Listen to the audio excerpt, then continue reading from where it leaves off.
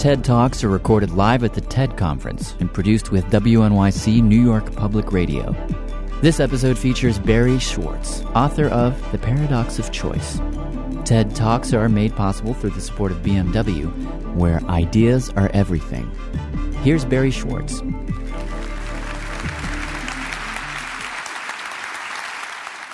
So I'm going to talk to you about some stuff that's in this book of mine, but I want to start with what I call the official dogma. The official dogma of what? The official dogma of all Western industrial societies. And the official dogma runs like this. If we are interested in maximizing the welfare of our citizens, the way to do that is to maximize individual freedom. The reason for this is both that freedom is in and of itself good, valuable, worthwhile, essential to being human, and because if people have freedom, then each of us can act on our own to do the things that will maximize our welfare, and no one has to decide on our behalf. The way to maximize freedom is to maximize choice. The more choice people have, the more freedom they have, and the more freedom they have, the more welfare they have. This, I think, is so deeply embedded in the water supply that it wouldn't occur to anyone to question it. And it's also deeply embedded in our lives. I'll give you some examples of what modern progress has made possible for us. This is my supermarket, not such a big one. 175 salad dressings in my supermarket. If you don't count the 10 extra virgin olive oils and 12 balsamic vinegars you could buy to make a very large number of your own salad dressings in the off chance that none of the 175 the store has on offer suits you. And then you go to the consumer electronics store to set up a stereo system, and in this one single consumer electronics store, we can construct 6.5 million different stereo systems out of the components that are on offer in one store. You got to admit that's a lot of choice. There was a time when I was a boy when you could get any kind of telephone service you wanted as long as it came from Ma Bell. Those days are gone. We now have an almost unlimited variety of phones, especially in the world of cell phones. My favorite is the middle one, the MP3 player, nose hair trimmer, and creme brulee torch. And if by some chance you haven't seen that in your store yet, you can rest assured that one day soon you will. So, in other aspects of life that are much more significant than buying things, the same explosion of choice is true. Healthcare. It is no longer the case in the United States that you go to the doctor and the doctor tells you what to do. Instead, you go to the doctor and the doctor tells you, well, we could do A or we could do B. A has these benefits and these risks. B has these benefits and these risks. What do you want to do? And you say, Doc, what should I do? And the doc says, A has these benefits and risks, and B has these benefits and risks. What do you want to do? And you say, if you were me, Doc, what would you do? And the doc says, but I'm not you. And the result is, we call it patient autonomy, which makes it sound like a good thing, but what it really is a shifting of the burden and the responsibility for decision-making from somebody who knows something, namely the doctor, to somebody who knows nothing and is almost certainly sick and thus not in the best shape to be making decisions, namely the patient. With respect to marriage and family, there was a time when the default assumption that almost everyone had is that you got married as soon as you could, and then you started having kids as soon as you could. The only real choice was who, not when, and not what you did after. Nowadays, everything is very much up for grabs. I teach wonderfully intelligent students, and I assign 20% less work than I used to, and it's not because they're less smart, and it's not because they're less diligent. It's because they are preoccupied, asking themselves, should I get married or not? Should I get married now? Should I get married later? Should I have kids first or a career first? All of these are consuming questions, and they're going to answer these questions whether or not it means not doing all the work I assign and not getting a good grade in my courses. And indeed they should. These are important questions to answer. We are blessed with the technology that enables us to work every minute of every day from any place on the planet. So what this means, this incredible freedom of choice we have with respect to work, is that we have to make a decision again and again and again about whether we should or shouldn't be working. We can go to watch our kid play soccer, and we have our cell phone on one hip, and our BlackBerry on our other hip, and our laptop presumably on our laps. And even if they're all shut off, every minute that we're watching our kid mutilate a soccer game, we are also asking ourselves, should I answer this cell phone call? Should I respond to this email? Should I draft this letter? And even if the answer to the question is no, it's certainly going to make the experience of your kid's soccer game very different than it would have been. And the question is this good news or bad news? And the answer is yes. We all know what's good about it, so I'm going to talk about what's bad about it. All of this choice has two negative effects on people. One effect, paradoxically, is that it produces paralysis rather than liberation. With so many options to choose from, people find it very difficult to choose at all. I'll give you one very dramatic example of this, a study that was done of investments in voluntary retirement plans.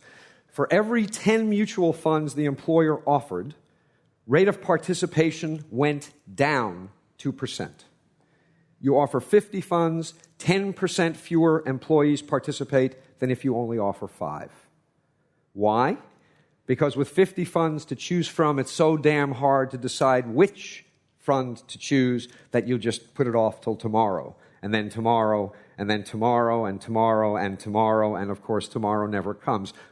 So that's one effect. The second effect is that even if we manage to overcome the paralysis and make a choice, we end up less satisfied with the result of the choice than we would be if we had fewer options to choose from. And there are several reasons for this. One of them is that with a lot of different salad dressings to choose from, if you buy one and it's not perfect, and you know what salad dressing is, it's easy to imagine that you could have made a different choice that would have been better. And what happens is this imagined alternative induces you to regret the decision you made, and this regret subtracts from the satisfaction you get out of the decision you made, even if it was a good decision. The more options there are, the easier it is to regret anything at all that is disappointing about the option that you chose. Third, escalation of expectations. This hit me when I went to replace my jeans. I wear jeans almost all the time, and there was a time when jeans came in one flavor, and you bought them, and they fit like crap, and they were incredibly uncomfortable, and if you wore them long enough and washed them enough times, they started to feel okay. So I went to replace my jeans after years and years of wearing these old ones, and I said, I want a pair of jeans, here's my size, and the shopkeeper said, do you want slim fit, easy fit, relaxed fit? You want button fly or zipper fly? You want stone washed or acid washed? Do you want them distressed? Do you want boot cut? Do you want tapered? Blah, blah, blah, on and on. He went. My jaw dropped. And after I recovered, I said, I want the kind that used to be the only kind.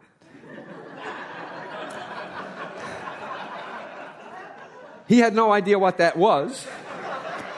So I spent an hour trying on all these damn jeans, and I walked out of the store, truth, with the best fitting jeans I had ever had. I did better. All this choice made it possible for me to do better. But I felt worse.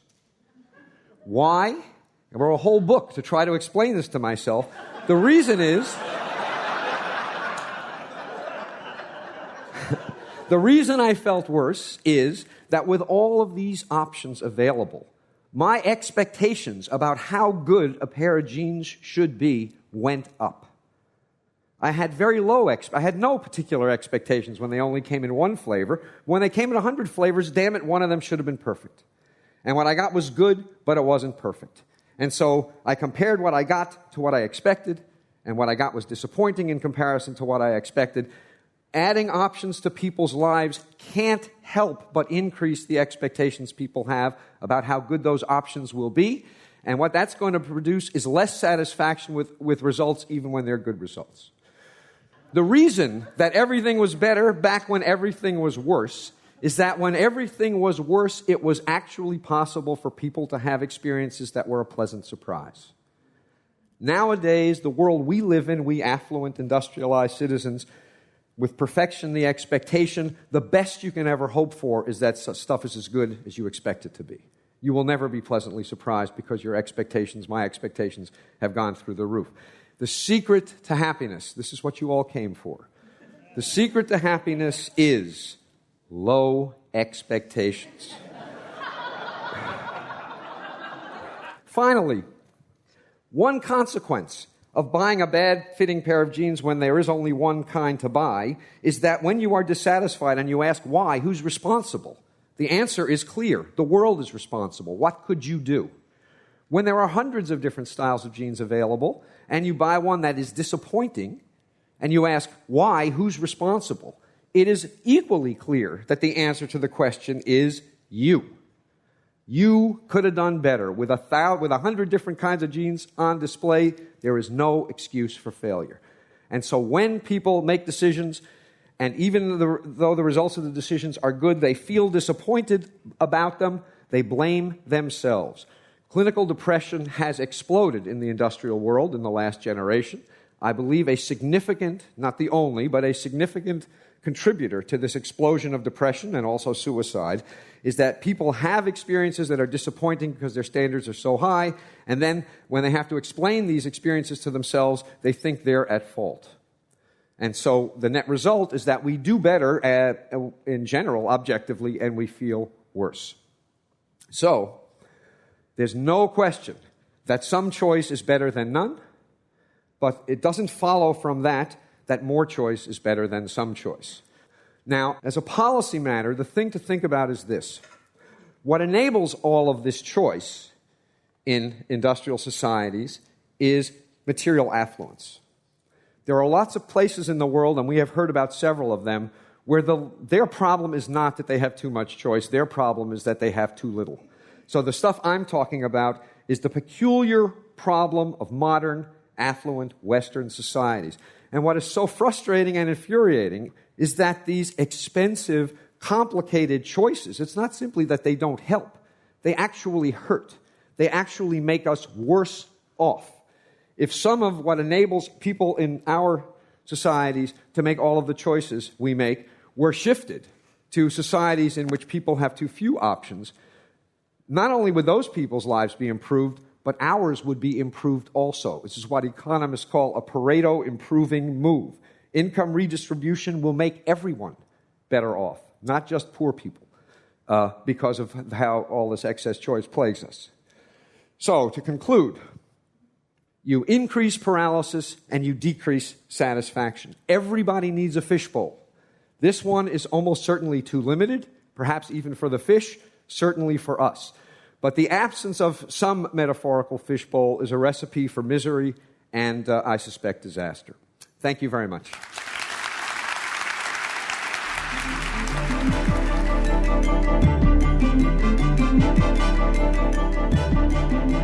That was Barry Schwartz, recorded at TED Global in Oxford, England, July 2005. TED Talks are produced by WNYC New York Public Radio for TED. TED Talks are made possible through the support of BMW, where ideas are everything. For more information on TED, visit TED.com.